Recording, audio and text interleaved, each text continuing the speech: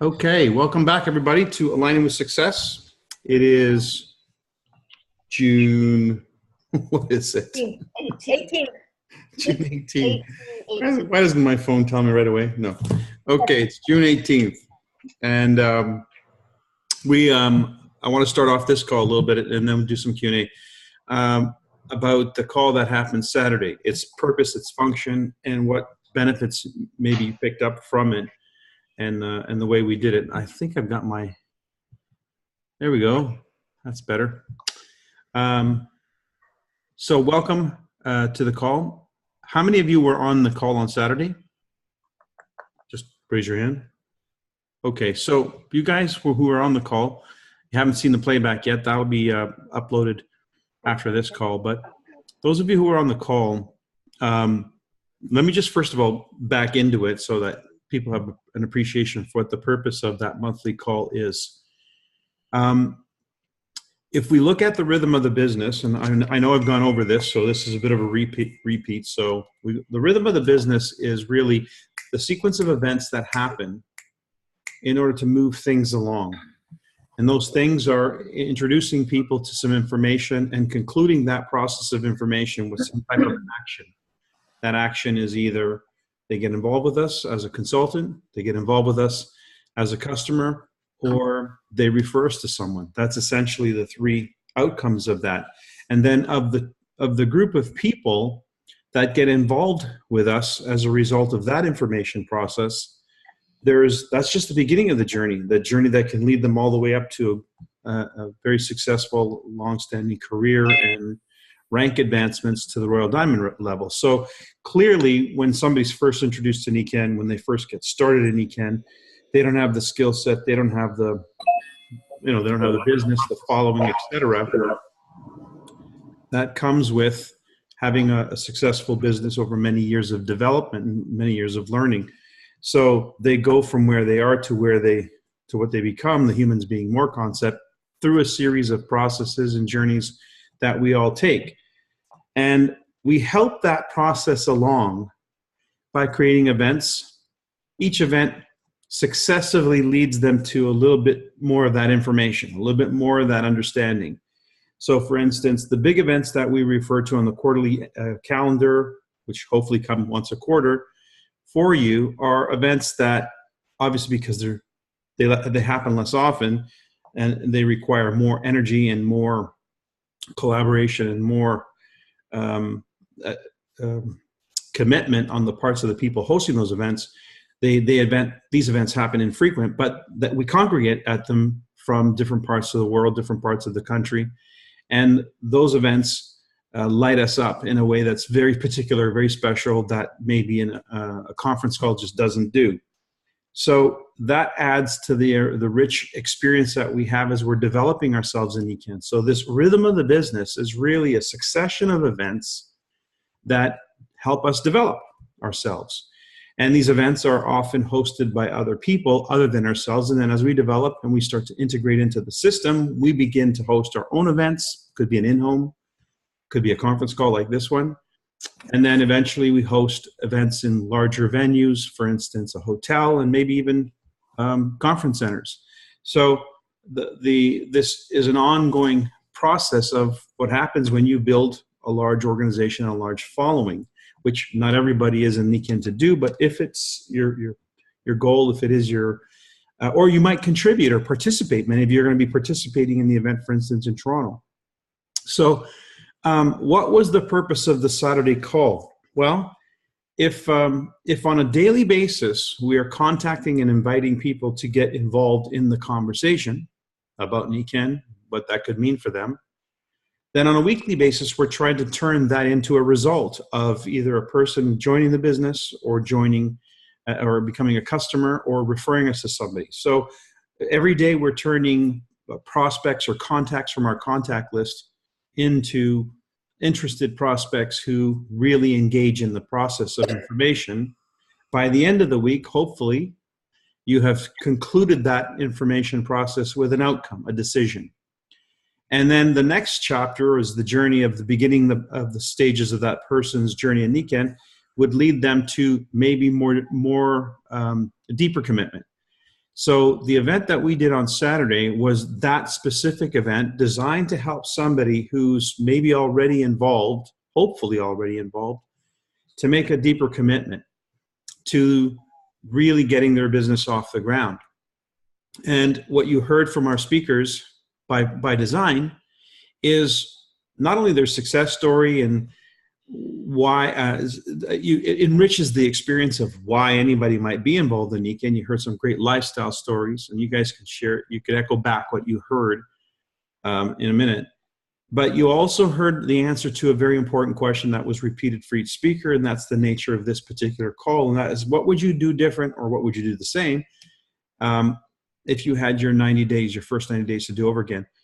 The purpose of that question and the responses are, it's easy to, hindsight is 20/20. So here are people that you're listening to who've had already success in NICA, but if they had it to do over again, they're telling us what they would do differently, which often is make the commitment sooner, plug into the system sooner, plug into the upline sooner, etc. So that's the message that we want to give these newbies who are in the early stages of the business, or those who have not yet made that commitment to go ahead and jump into the business in a more serious way. So that is another event in the succession of events that help move somebody along the process to a greater degree of commitment and involvement. And so that specific event, once a month, is designed to convert existing consultants into active consultants, active partners, people who might consider doing a 90-day launch. So we've got daily people, daily events, contact and invite to get that process started, process of information of what is NICA and how does this factor into my life and what can I do with it, to the end of the week, which is a conclusion of, do I want to be a consultant? Do I want to be a customer? Do I want to refer someone to you? To the end of the month, which is, okay, I'm in, but now I really want to go for it. And then, of course, at the end of the quarter, by the end of the quarter, if they've gone for it, then we're going to have a platform to recognize them at a special event. And we're going to have an opportunity to leverage their testimony if they went for it. A new silver, a new gold, a new Paragon, a new whatever, the different awards that are available to them. If they went for it in those 90 days, we use that platform to recognize them, to encourage the next generation of people to go for it. So it's just events, successive events that are designed to move people forward in their thinking, move people forward in their level of commitment. And the Saturday event, the lock-in event, is designed to help them make a commitment from being just a consultant who's kind of dabbling to somebody who makes a committed decision to actually go for it and maybe put a plan together with their upline. That's the purpose of the call. So that's what this weekend's call was about. One of our speakers from that call is on the line here. And before we hear any comment from her, I guess I'd like to just get some feedback from those of you who were watching the call from your homes or your respective launch pads, and tell us what you got from that. One thing that impressed me was Ruth's comment about constantly moving to an area with no family, no friends, but was still able to build her NICA business, still able to spend that quality time with her family, but have her business prosper in the process. Well, Ruth is on the call, so maybe we can ask her a little bit later what it was that she did to make that possible. How did she integrate or learn from other people? Or I hear a dog. I don't know where that's coming from, but... Oh, that's mine because I unmuted to speak. Okay, fair enough. Somebody's walking by my door. Fair enough. I just want to, for the benefit of anybody watching the playback tonight or anybody on the call tonight, just I want to throw this out there as far as protocol. We had a bit of a mishandling or mishap on the Saturday call, which required me to continually be interrupted and deal with protocol. So I just want to remind anybody and everybody, when you join a video conference, there's two things you need to be aware of. Number one, how you look, and number two, how you sound, because there's a call going on. And if you're not hosting that call, or if you're not expected to speak or make a sound, then you could be a disruption to the call, and you need to be aware of that as you're joining into the call. But what I learned from that is that I'm going to lock a call before I go ahead and hit the record button on these calls, which means you can't get in once the call is locked. So hopefully you'll be in on time or before, and then I can control the mute once and for all and unmute our speakers so that we don't have those continual interruptions. But in this case, I don't know, not only had a mute issue, but they actually took over the video. So that part, I'm not exactly sure how they had control to do. I guess everybody on this call right now has the ability to do screen share unless I lock the call. Barb, you have an answer to that question? I have an answer to part of it. I think that in the programming, if you go in, you can set a function that says mute people as soon as they join the call, because as soon as you put it on speaker view, when somebody comes on and makes noise, it's going to go right to them as well as the person who's speaking. I don't know how the share screen thing happened, but I'm pretty sure that you can change that setting. Okay, well, I'll definitely look into it. But just as an FYI footnote, because you guys are all teachers in training, presenters in training, you're going to be encountering these challenges as well as you start hosting your video calls and your ABCs. So just to sort of set in motion an awareness that there is a protocol that we want to follow for the benefit of all the people who've taken time out to be on that call. And if the call is being recorded, of course, as soon as I send you guys the link for the playback, you'll see what I'm talking about. There's about a minute of that call just dealing with that. Anyway, let's get back on track. Yes, Ruth. So the other comment regarding what you could have done also is you could have paused it and to pause the recording. Okay, sure. To please mute everything and then go find where, because I knew you had a hard time because there's numerous. Yeah, pause the recording. Okay, I'll remember that too. Good feedback. Thank you. See, I've been doing this for a while and I didn't even know to think to do that. Okay. Good. Any other comments about just the whole concept of the call and what you heard on that call? Yeah. So yeah, I just wanted to comment first again to compliment you because you did an amazing job when that was happening. It was very disruptive and you kept your cool and you did the best you could.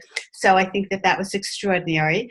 It was a great call because it came back from looking at all these slides, which is kind of cerebral, to bringing it to the people, to the heart, to the message. And that's who we are. And that's our strength. And so I really felt that came through really strongly. And that each person who spoke kept it simple. They were passionate. They were genuine. You know, it was real people with a real story, a real heart. And that's where we're going to meet people where they're at and grow. So I found it very exciting. I thought everybody was very professional and that it was very well done, despite the hiccups. Which added a level of realism to it as well, I'm sure. You know, it really did. And Madeline bringing Maggie in at the end because, you know, I could see your surprise. And again, you adjusted very well. But Madeline told me that young girl was totally committed to telling her story. And she was precious. And again, it brings in another element that if we're totally professional, it can sometimes be a little intellectual and cold. So this was very warm and human. It was authentic. Good. And, Well, you know, anybody seeing it, they know they don't have to be perfect to get results. You still Okay. get the results in spite of the hiccups. so that's really good feedback in terms of when you're doing ABC calls. Or if you're afraid to do an ABC call, why, you know, we all deal with this. We all encounter challenges and we all, and the what makes the story good, what makes the ABC experience good is when it's authentic, when they get to see and hear the humanitarian side of the experience, not just the success, but even the challenges. Keep it real. And so again, really good. We don't have to impress anybody with stuff that's not real. they're more impressed with what's real than, so we don't have to make anything up. Our real stuff is impressive because it's so real and because it's so valuable, what we're gaining from this whole Nikan experience. Any other comments about our call on Saturday? Yeah, Suzanne? I just wanted to compliment Ruth on how prepared she was. And that just reminds me that part of what we do is being prepared, and she was certainly prepared. Excellent. I hope you guys all, well, I don't think everybody saw this, but I did share her notes on the tools chat. So you have a copy of what she sent to us, or to me, about the points that she made, which I thought were exceptional for getting somebody started. Just, some fundamentals about key, the principles don't change. Principles are principles. And if you're building the business on principle, you're building a really solid business. So these were really good principles that I really, really liked. Any other comments? And everybody do their best to remember that tools are for tools and chat is for chat. So that Mike doesn't have to remind people, okay? We can do this. I always go, oh boy, here we go. That's funny. Okay, so any other comments about Saturday's call, the value of Saturday's call? And by the way, if you had a result from that call, if that call as an A managed to accomplish something with respect to moving your business forward, a person in it, etc., please share that with us. Yeah, Ruth?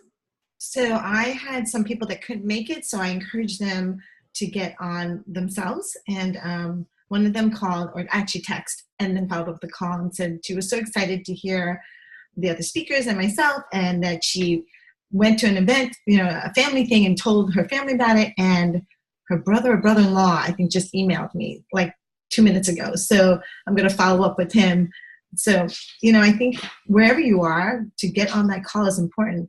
And I'm really grateful it was recorded, because she asked if we can send her a copy so that she can then forward it to another sister-in-law or something like that. So I said, oh yes, it's always great to be on, but if you wanted to share, we can do that. So, and the other thing is, I know you post on YouTube, but what I do is I then upload it to my computer, and then I put it back on YouTube under my YouTube channel, and then have my personal link on there.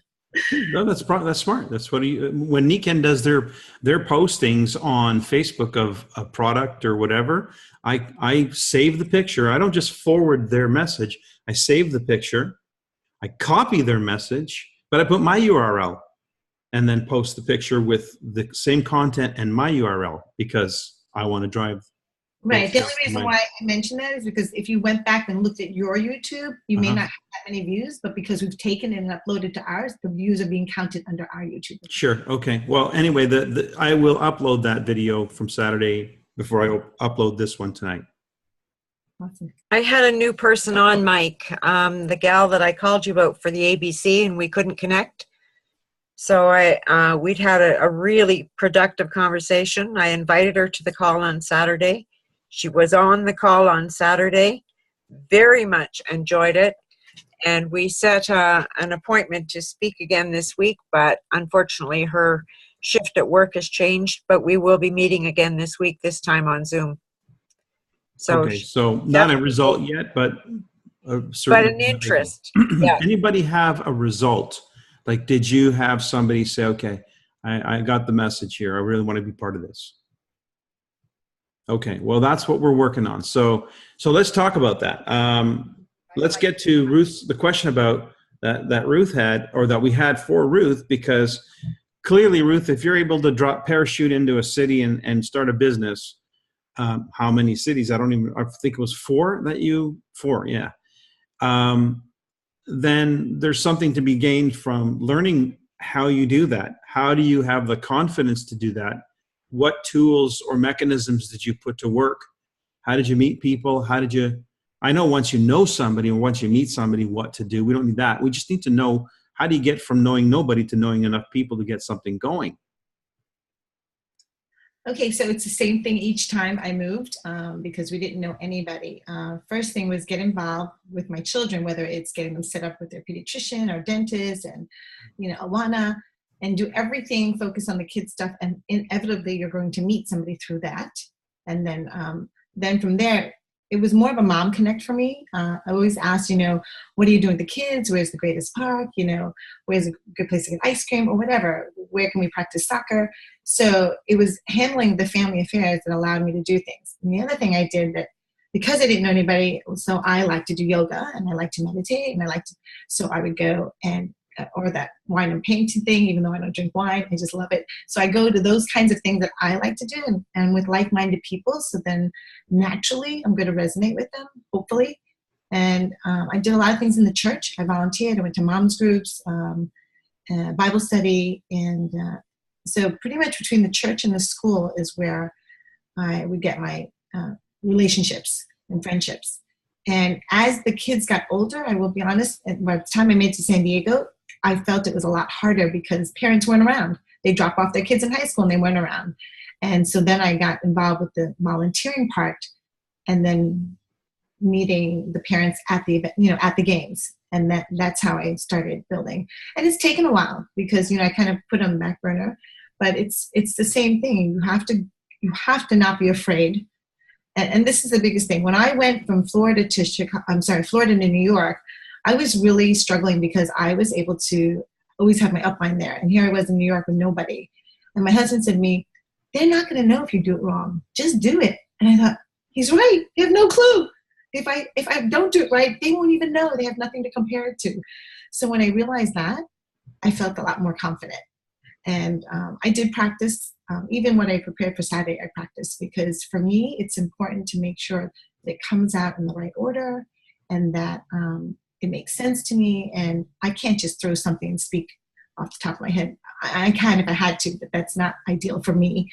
And so I would practice my presentations to our dogs, to our stuffed animals. They were sitting on the couch. It felt funny, but it is what it is. And the kids would always know because I'd be driving carpool and I would start, "Hi everybody, thank you so much for joining us." And Rachel would look at me and say, "You got a preview tonight, don't you?" So the kids know. So so for me, it's just going out and doing the things I need to do for my family and do things that I enjoy doing. And after a while, it's not really that hard. But boy, it would be nice to just settle in a place and just really have a community and stay with it.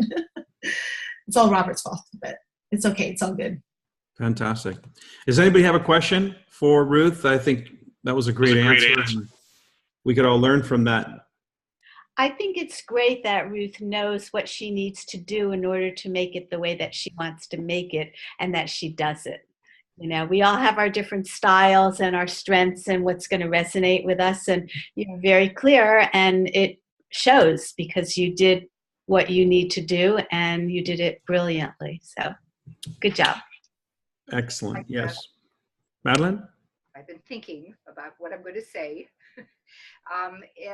For me, having one every time that we've had one, so I was just writing down, trying to remember who was there. I had 3 silvers and 2 executives and 8 guests. So there were some people that were coming in for the very first time. So what was interesting is those that have been coming, some for years, and one videoed in on her own, is being very impressed with the testimonies and looking around the room and seeing who had the guests there and the response of the new guests. So the longest tenured silver was surprised that some of the guests would have been her guests. And so there was just a lot of energy around product demos. And I forgot to mention, Sue Gruber came as a cross line. She came up 50 miles from her home. And that was very powerful. We had time before the event started with food and networking, some product demonstrations, and the ABCs that occurred within the room before and after. So I came on a little bit late now as far as follow-up. I had appointments all day long. One of the newest execs that is on a run now is coming on her day off tomorrow, coming in with another guest. as a result of what happened to her. So there are people in process and several orders, and everybody that came, every person, whether they were old or of the 8 guests, want more information. So it was enough to move on in the process. And so, you know. Now, let me just highlight that for a second, because it was an ABC in that case, in the earlier stage of the process, because if they were a guest and they did not yet have a NICAN presentation, it wasn't a lock-in for them. It was an ABC for them to keep them moving in the process. So 2 things. One, note that an ABC anytime during the process is valuable, because essentially what you are doing is giving them the reason and the motive and the information to keep going in the process. So an A's job essentially is to keep them moving in the process, answer any questions that they may have, etc., tailor that message to that person, but specifically it's to keep them moving in the process. Because all of us come to a conclusion. We all came to our conclusions about NICAN in our own way. It wasn't really, I don't think anybody leaned into us and said, so are you going to join us now? Are you going to sign up today? Are you going to, I don't know that it was done that way for you, but it seems to me that we get to a decision within our mind before we actually apply that decision. We come up to a conclusion and we know we're in. And so an event like an ABC or an event like Saturday's ABC, if you are further down the process, gets you over that thinking about and turn it into action about. So it becomes actionable. So again, the point being the Saturday event, that specific Saturday event, while I'm glad you've used it and you use it as an A in the earlier stage of the process, keep in mind that its impact is most effective based on the message. Essentially, the message is what I would do in the first 90 days if I had that to do over again.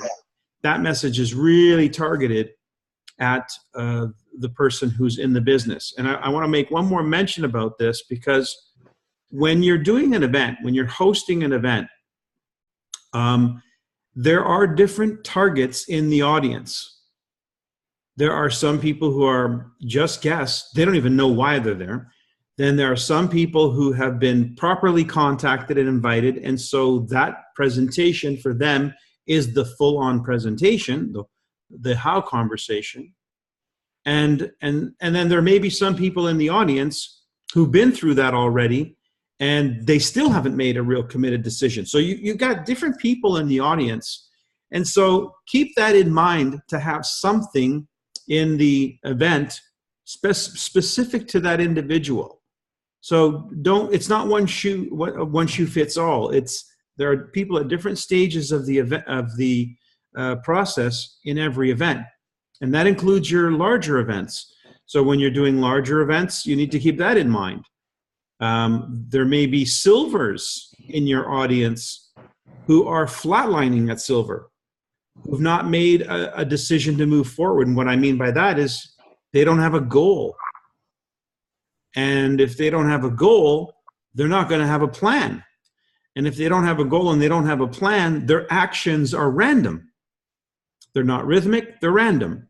They're not by design, they're just by whatever, by a whim. So it's hard to be creating any kind of results of significance when you're running your business in a haphazard way, or you're not even running it as a business.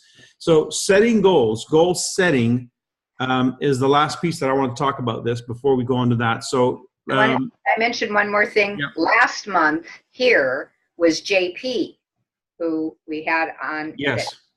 So he was here in person, staying at my house when we had that event. And this month he was at Barb's event in Richmond, and he's on board and moving straight ahead. So we connected to the Richmond event while we were here and the in-home, prior to connecting to the other one. That was very powerful for the people that saw him then, and then Jamie that was here the night that he was on. So the connecting to those that have attended the Align with Success, that met him here last week. So that cross-line collaboration with Barb Satterwhite. And then I did a 3-way with her today on an ABC while I had 2 others here. So they heard part of that. And then Sue Gruber, when Jamie came in today, connected those 2 together. And again, and a lot of that is through these successive events, the relationships that we've had with one another here. So the increasing amount of lunch partner collaboration has also been very helpful. Well, you bring up another point that's worth mentioning, and that is the real value is in the connecting. So I was reading an article today. It was an article, I think, Dave Johnson or somebody posted on Launch Partners the other day with respect to baby boomers. The fact that boomers are retiring, and they're retiring into, this person writing this article believes that network marketing is about to hit another boom. And the boom is being driven by the retiring boomers who are not necessarily looking to replace an income, but are looking for a supplemental income and are looking for, are you ready? Connections. To connect, to stay relevant, to stay connected, plugged into something of meaning. Because because it affects quality of life. When you retire from something and you have nothing to do, it affects quality of life. So they're looking for connections.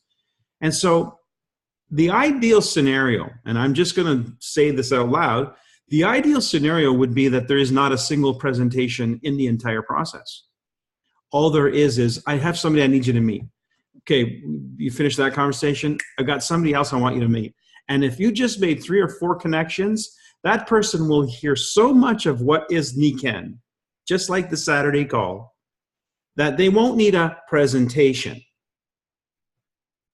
You see what I'm saying? So connections, the real power of our business, the real power of duplication, the absolute key and cornerstone of duplication is not the presentation, it's the connections. Make connections. And it's kind of interesting too, because that's how our brain works, the neural networks in our brain. The more connections we make with something, the more that memory stays latched into our consciousness. So the more connections we make, sharing the information from other people about what Nikken is, what Nikken means, what Nikken could be for somebody, that's going to cause the concept of Nikken to be much more registered in their consciousness. Final comment?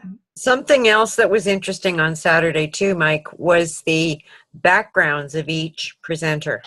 Mm-hmm. Again, the more people you present, the more diverse that background is going to be, which indicates that it is a business that anyone can be involved in.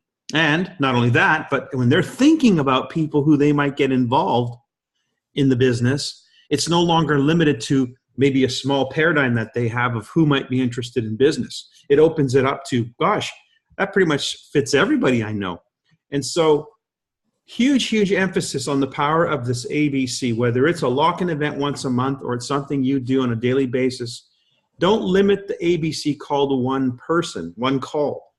If you've got somebody who you're really passionate about, you think has a home here and has a future here, make it your point to introduce them to 2 or 3 really good ABC calls.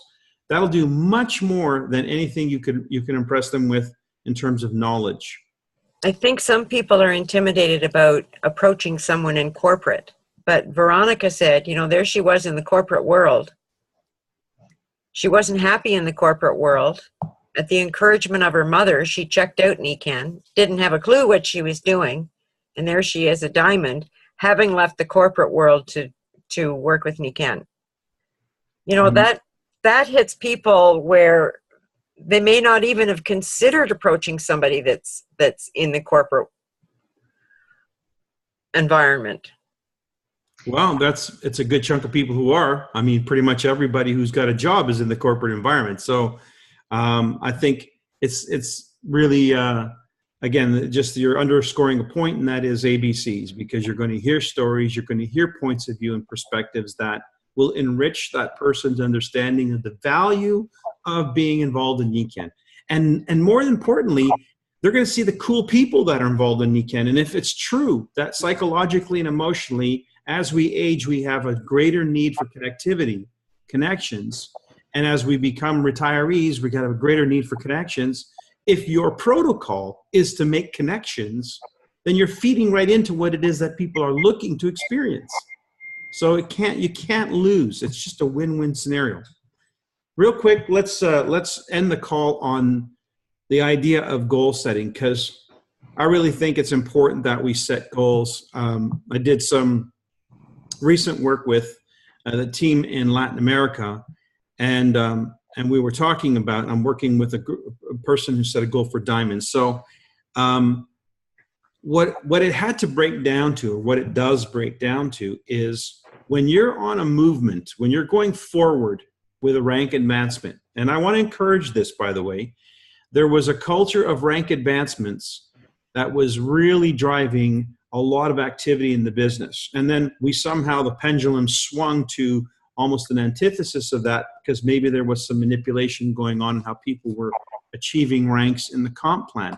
But given our current comp plan, I think we've lost a culture that needs to come back, because with the new comp plan, it's just so powerful to have rank advancements. How do you structure a business plan? How do you set a goal? Well, we have goals, we have ranks in our Nikken business that tell us what we need to do to achieve those ranks. So the goals ought to be tied to rank. Yes, we have personal goals. What we want, I want to lose 15 pounds or whatever. That might be a personal goal, but what's that got to do with your business goal? Your business needs a goal. Remember, if your business has a name, it also needs a goal.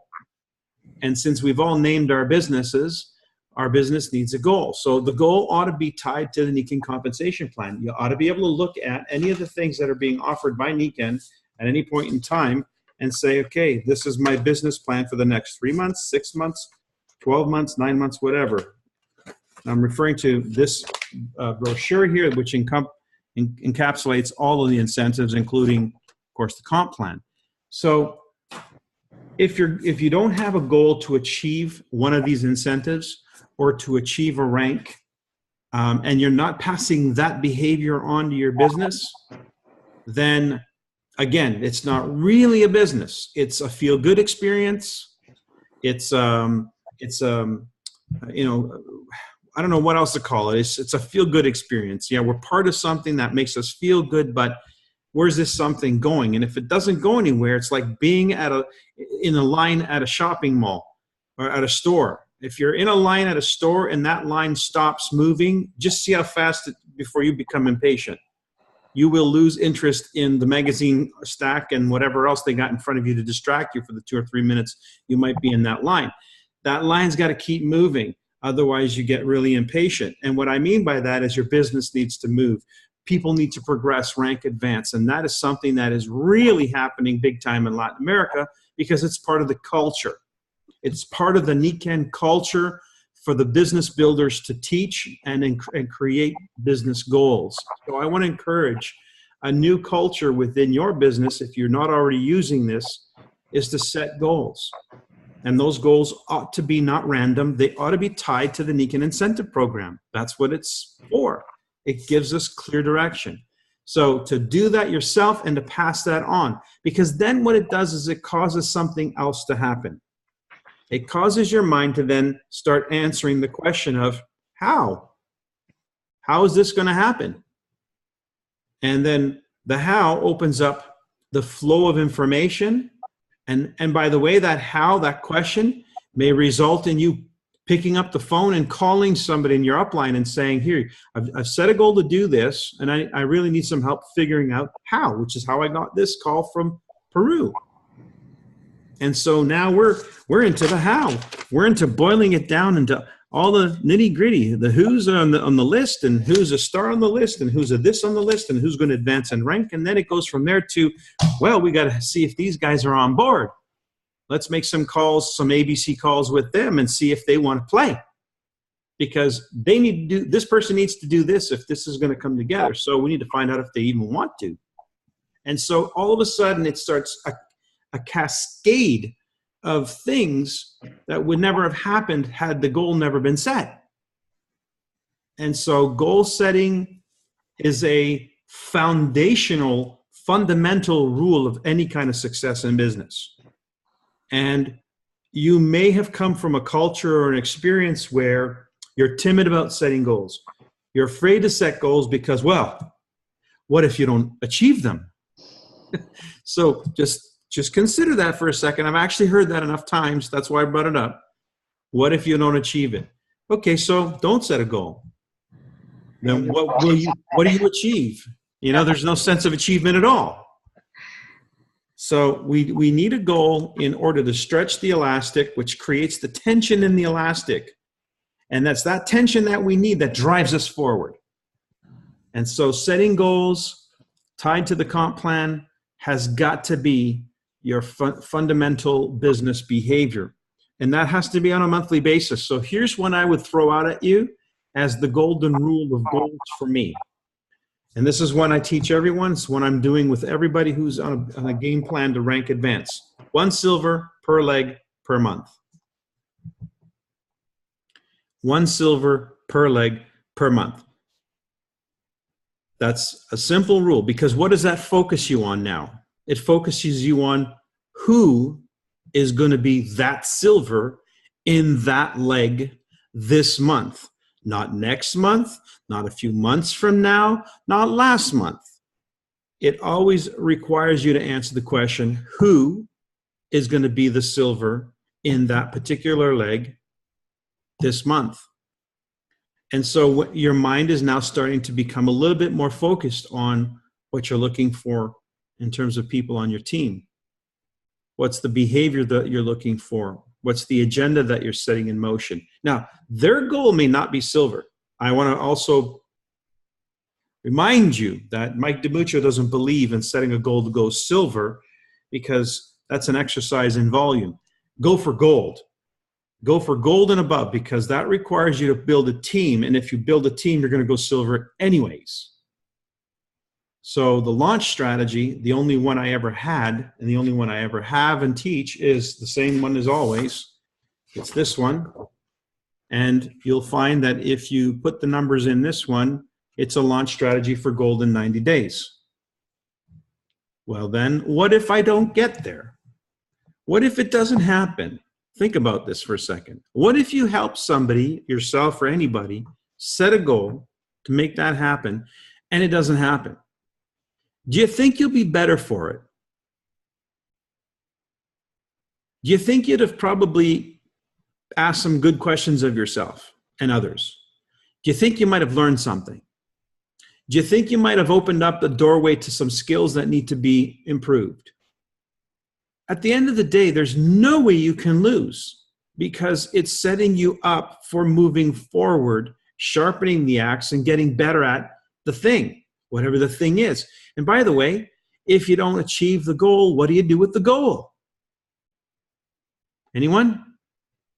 I see your lips moving, Michelle. You said reset it. Reset it. That's right. You reset it. And it costs you nothing to do that. And every time you do that, you've learned a little bit from the last part, the last time you did it. Not that you don't achieve it.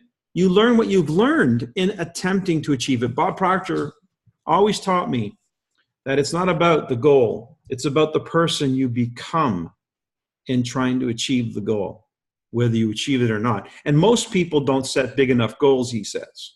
A goal ought to scare you, because otherwise you're just the same person if you conclude that goal and you haven't really grown. Make your goal something that scares you, because then you've got to grow into the person who's not scared of it. Well, that would be a pretty cool person. Even you could say that about yourself, right? If you set a goal that scares you, and then you start becoming the person who's not scared by that goal, wouldn't you be more impressed about yourself?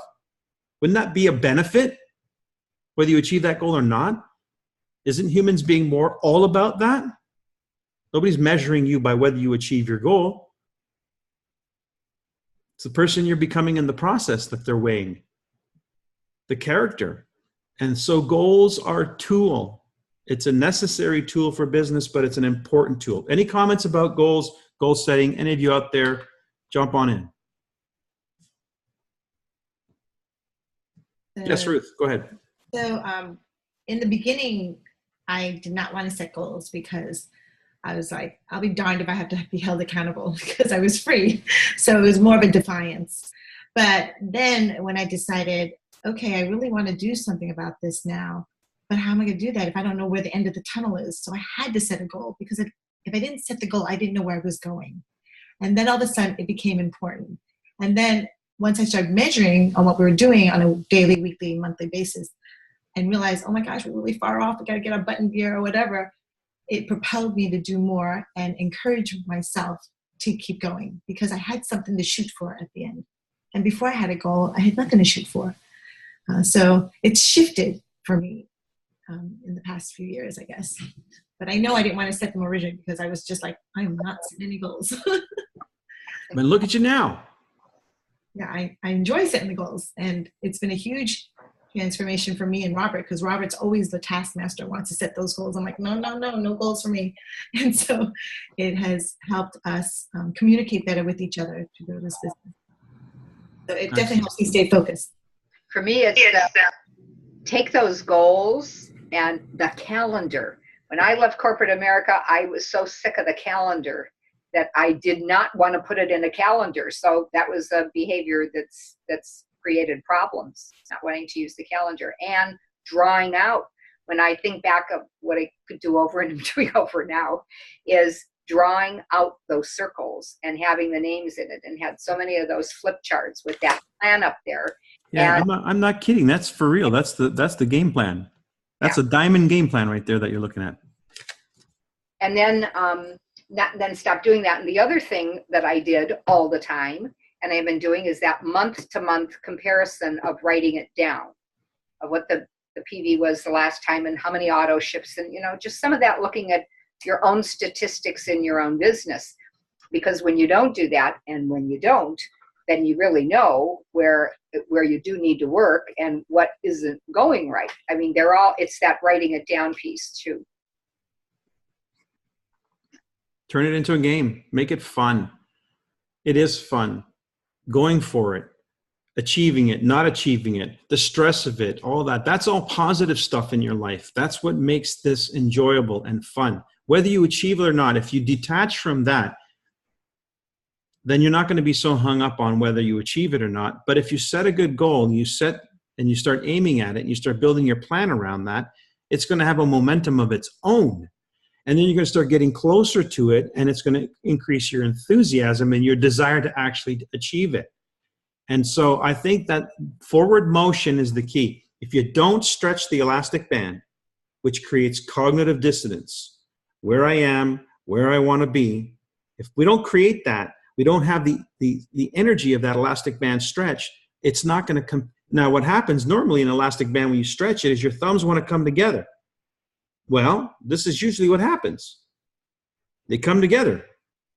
Now, this thumb where I started is no longer where I started. It's not where I wanted to end up either, but it's somewhere in between, and that's a heck of a lot better than nowhere. And that's why we do it. And then we do it again. We set it again. And we just keep setting them, and we just keep moving. Yes, Ruth. So I would like a copy of that game plan, even if it's just a picture for inspiration. Well, I'll tell you what we can do is we can go over a game plan for you, and then you'll have more than a copy. You'll have a sort of an insightful thing, because I'll be looking at how you need to be thinking about your business. Okay, that'll work. Okay. Well, guys, it is 9:48. Wow, we went a little bit longer than I expected. But just to say thank you for everyone's participation in this call. I always like it when you guys dive in and give us some insights, because it's a call that we learn from each other. I'll keep the call on point, but we definitely need to contribute to everyone's learning. This call is for everybody. It's not rank oriented. It's whether you want to be aligned with success or not, and I'll just keep it on point. That's all. So thanks for joining us. Look for the playback. I'll be posting it later tonight. Thanks, everyone. See you next week. Thank you.